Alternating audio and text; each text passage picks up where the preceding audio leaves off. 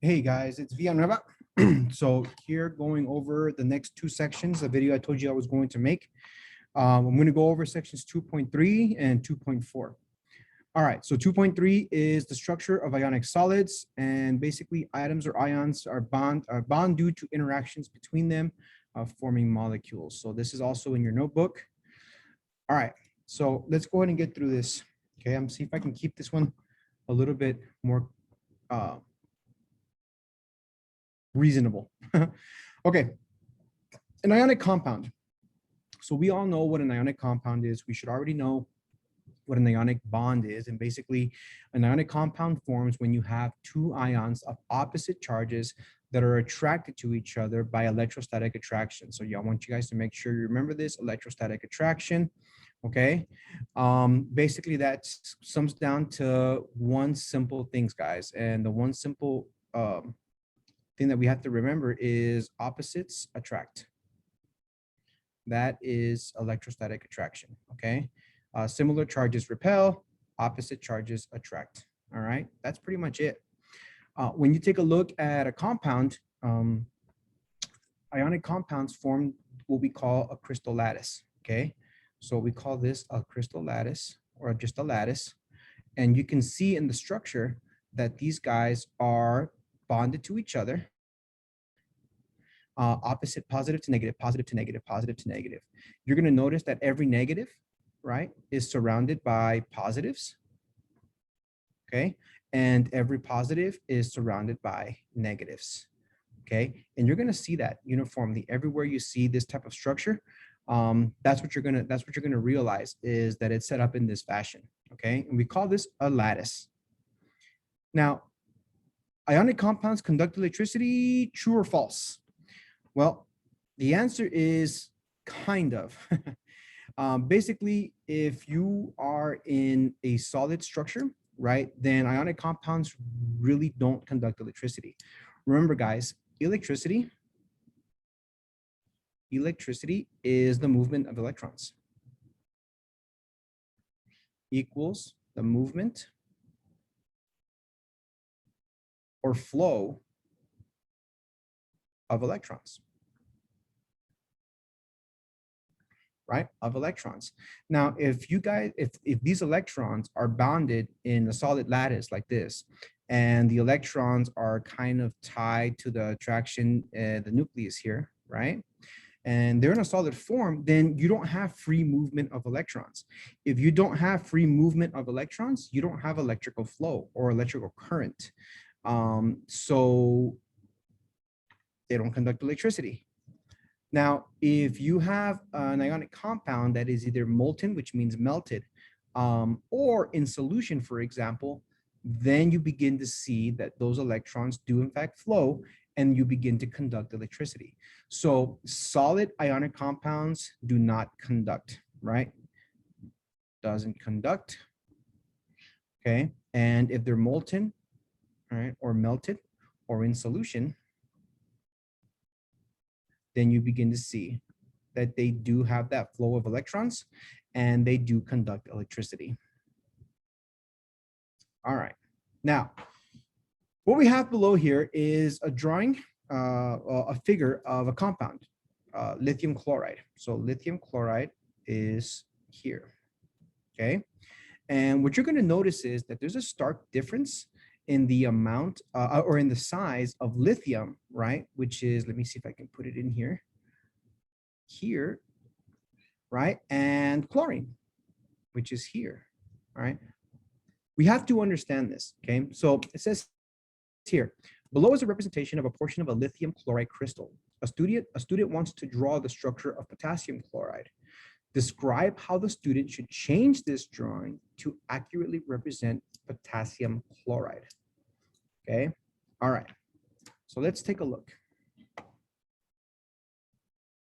You should remember this from first year chemistry, okay? This is ionic radius. Ionic radius. Now, I don't want you to confuse this with atomic radius, okay? Atomic radius is defined as the radius from the center of the atom. Let's say we have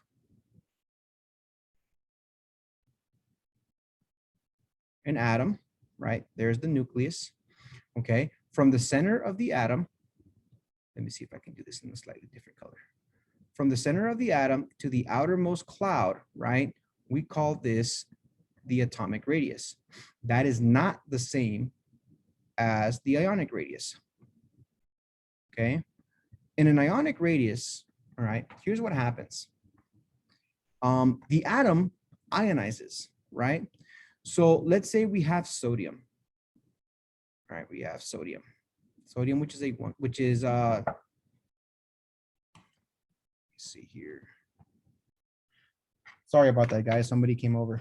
Okay, so in sodium, right, you have your atom sodium, right? So let's draw the Bohr model, right? So when sodium has in ground state, meaning it has not ionized, it has 3 energy levels, right? It has 3 energy levels, and it's got this 1 valence electron way out here, right? Now, when sodium oxidizes, it gets rid of this electron, right? It gets rid of the electron. So what happens is sodium's radius decreases because its original radius is here, right? From the nucleus to the outer edge. Since it gets rid of this electron, well, what happens is its energy level is no longer occupied. And now we have more protons than electrons, right? So according to Coulomb's law, because the magnitude of a force, the magnitude of the charge is now greater on the positive side, what it does is it constricts that cloud, right? So now instead of having 3 energy levels, because you got rid of that other electron, now you have a much smaller cloud and a much smaller radius, okay?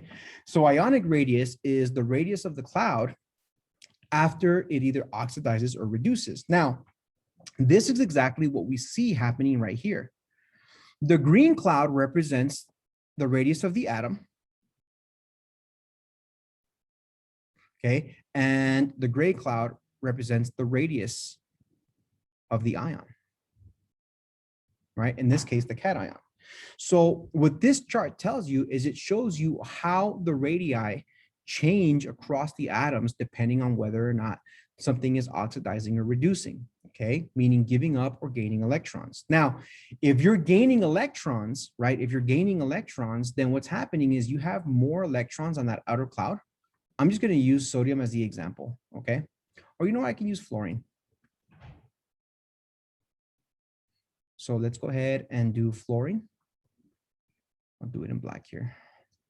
So fluorine is here. It's in the 2nd energy level. And fluorine has these 9, valence electrons. It's got the 7. It's got 9 total. Okay. Okay.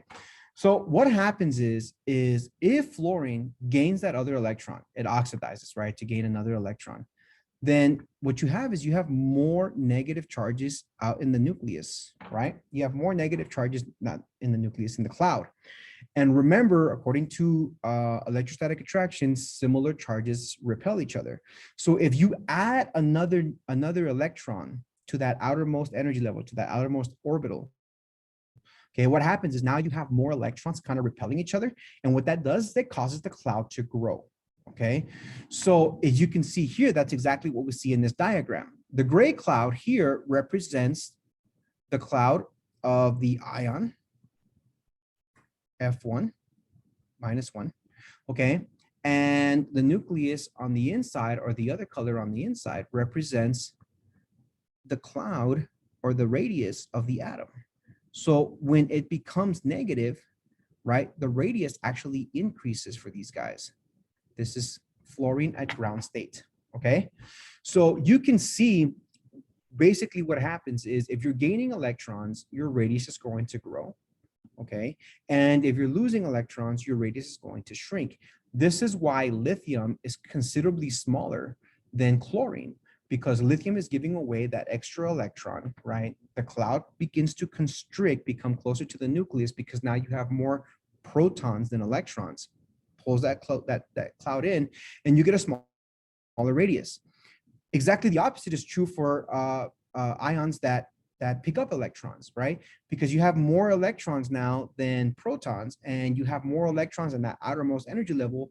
That repulsive force is kind of pushing the cloud to expand a little bit, and that expansion is actually increasing your atomic radius. So this is an overall chart of what atomic radii is, ionic radii is going to do across the periodic table. And whether or not you're going to be a negative ion or a positive ion is going to dictate whether you have a expanding radius or a constricting radius, okay? So if this kid wanted to draw potassium chloride, they would have a similar structure, right? The only thing that would be slightly different, okay, is if you look at potassium, potassium is going to have a slightly bigger radius, well, because it's got more energy levels, right, than lithium. So if you were to do this compound, it'd be pretty much the same, but they'd be a little bit closer in size. So if I was to draw this as a structure, right, my potassium would be just a little bit bigger.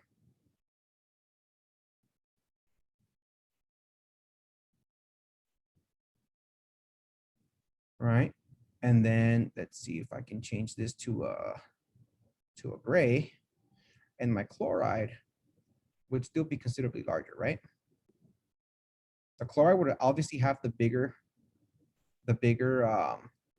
radius, but the radius for the potassium would still be a little bit bigger than the radius for the lithium, because it's a much bigger molecule. Okay, and that'd be it. That's all you would have to do.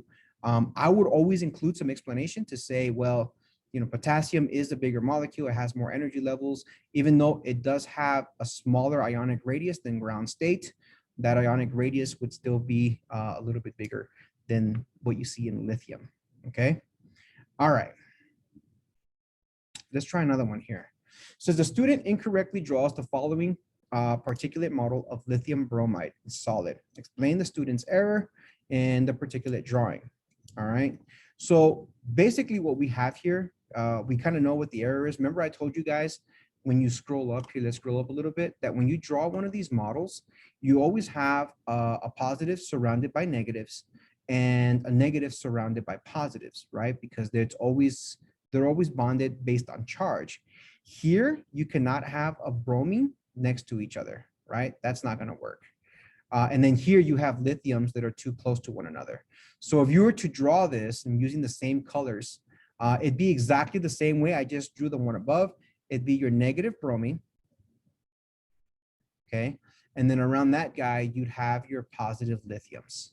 So let me go ahead and change this color to a blue and see if we can get it to kind of go around that same. So it'd be lithium,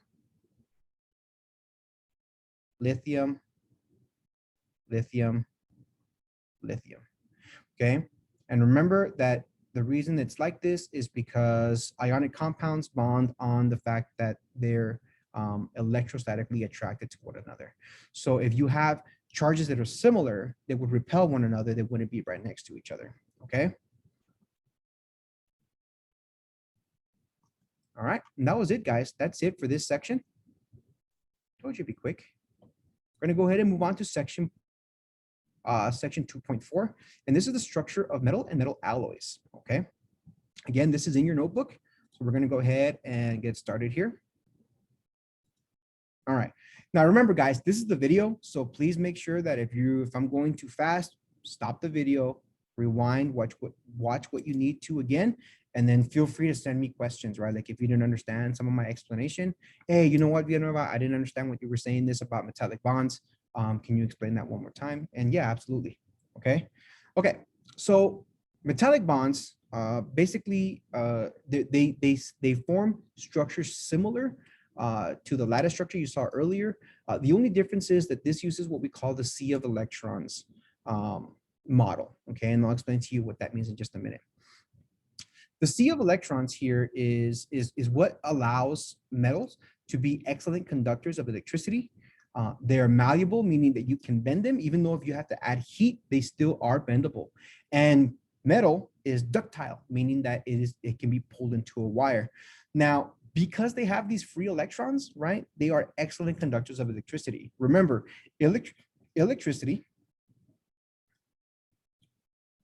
all right, electricity is the movement or flow of electrons. Because metal bonds happen in this sea of electron model, all these electrons are free to kind of move around. They're not tied to the nucleus of the other atom. Basically, they're free to move around, and because they're free to move around, they're able to conduct electrical current. So of course, some metals are better conductors than others, but the sea of electron model basically states this: is you have your proton, right, or your nucleus of the atom. And then around all the atoms, you have all these free electrons, right? These are your free electrons. Free electrons. And because those free electrons are able to move and kind of shift around the atoms, then when electrical current is applied to the metal, then these electrons begin to flow. And that flow is what we call electrical current, which is why metals make really, really excellent conductors. That's basically all you need to know. Beyond that, as long as you understand that simple premise, you should be fine, okay? Now, how metals and ionic compounds conduct electricity, it's pretty much the same kind of thing. The only difference between metals is that they have the mobile or free valence electrons, right? And the ionic compounds have more charged particles. Ionic compounds have free ions, right? When you go into solution or when you're molten, right? Now the free ions only happen when they're molten or they are in solution, okay? They conduct under the same premise. The only difference is that an ion is still kind of held together. It doesn't have those free moving electrons that you see in metals. But they both conduct electricity. The only difference is when you're talking about an ionic compound, solids do not conduct. Remember that.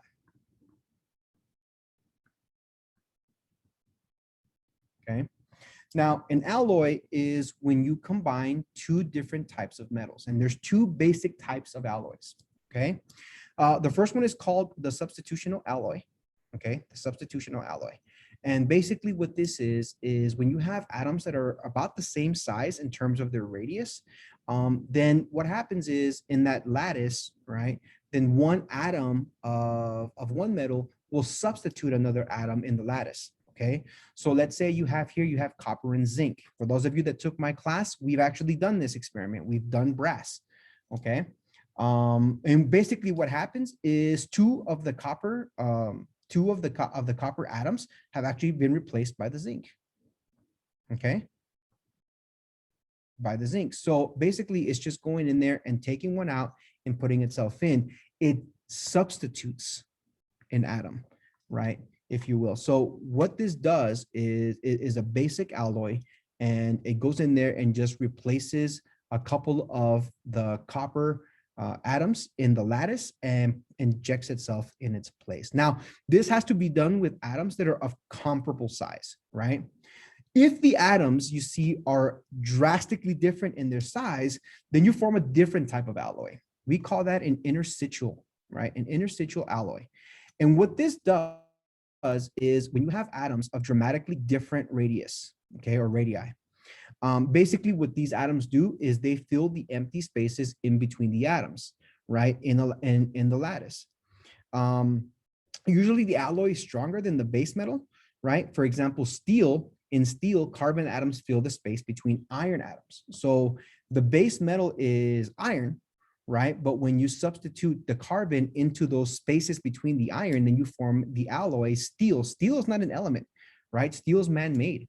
The element that's used to make steel, or the elements, are carbon and iron, right? So what happens in an interstitial alloy is you see these empty spaces that we have here, right? Then carbon injects himself into those spaces, And that's why steel is much stronger than atom, because all those spaces where you have an opportunity to kind of break the lattice are now filled with carbon atoms, and that makes it even stronger.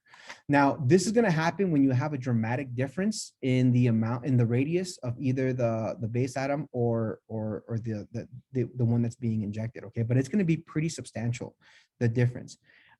That's pretty much it for alloys, guys. I mean, those are the two basic types. You have the substitutional alloy. You can see that these are pretty comparable. Okay, and then you have the interstitial alloy. When you see that these are not really the same size, then you begin to understand that they're going to fill in the spaces between the larger atoms. All right, so let's take a look here. It says here, cupronickel is an alloy used to make coins. It's made up of copper and nickel. The atomic radii of both elements is shown below. Which model best represents the cupronickel? Okay, justify your answer. All right, so here they give you two lattices, right? And they're asking you, okay, which is the correct lattice based on these atomic radius that we have of copper and nickel? Well, let's take a look at copper. Copper is the yellow one, and nickel is the blue one. Copper has an atomic radius of 128 picomoles, and nickel has an atomic radius of 163 picomoles, right? Now, that's a pretty substantial difference, right? It's not huge, right? But it is different. And what we see here is that nickel is actually bigger than the copper, right? So if the nickel is actually bigger than the copper, there's no way it would fit in between the atoms because it's a much bigger atom, right? So no way it would fit in there. All right. Now you can make the argument that maybe the copper fits in between the nickel atoms, right? Because there is a kind of a big difference, but that's not one of the options that you're given, right? It's either going to be that the nickel is the interstitial alloy, forms an interstitial alloy, or a substitutional alloy. In this case, because the nickel is actually bigger than the copper, there's no way it would fit in between the spaces, and your answer would have to be B. It's going to be a substitutional alloy. It's going to replace one of the atoms there because, again, there's no way it would fit in between those spaces, right? All right. Number 2, it says a particular interstitial alloy is made up of two elements, X and Y, where Y is the base metal. The alloy is made up of 20% X and 80% Y. Draw a diagram of the solid alloy that contains 10 total atoms and a representative portion of these atoms. Okay, so it's already telling you that this is going to be an interstitial alloy, right? Interstitial means that, let's see, if Y is the base, then X has to be the one that's going to be in between the spaces, right? Now you have to pay attention, right? Because if it's going to give you something like 80 and 20%, you have to make sure that you kind of follow along with that. So what I'm going to do then is I'm going to draw a color. I'm going to choose gray as my base metal, and I'm going to draw 8 atoms. 1, 2, 3, 4, 5, 6, 7, 8, right? Now, the other 2% have to be of particle X. So I'm going to pick a different color for that. And I'm going to do the X is going to be in between the spaces of my other atoms. 1, 2, all right? Doesn't have to be perfect. What you have to get across is that you do have it at a 80-20 ratio, okay? And that you understand the difference between substitutional and interstitial alloy. You have to understand that because it says interstitial, that you're going to draw the other 2 atoms in between the atoms of the base metal. If it had been substitutional, right, then I would have replaced one of these 2 gray atoms or added 2 more red atoms to the lattice as a whole and not put them in between. So this is interstitial.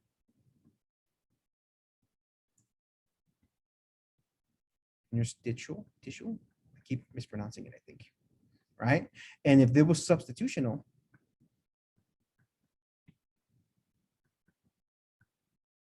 it would look a little bit closer to this. 1, 2, 3, 4, 5, 1, 2, 3, and then replacing 2 of the atoms would be X. This is your X. This is your Y, right? This is your Y, and then your X is inside, okay? So in this case, because it's interstitial, this would be your compound, okay? This would be your compound. That's it, guys. I told you I try to make it a little bit short. Hopefully this is not too long. If you guys have any questions, please let me know.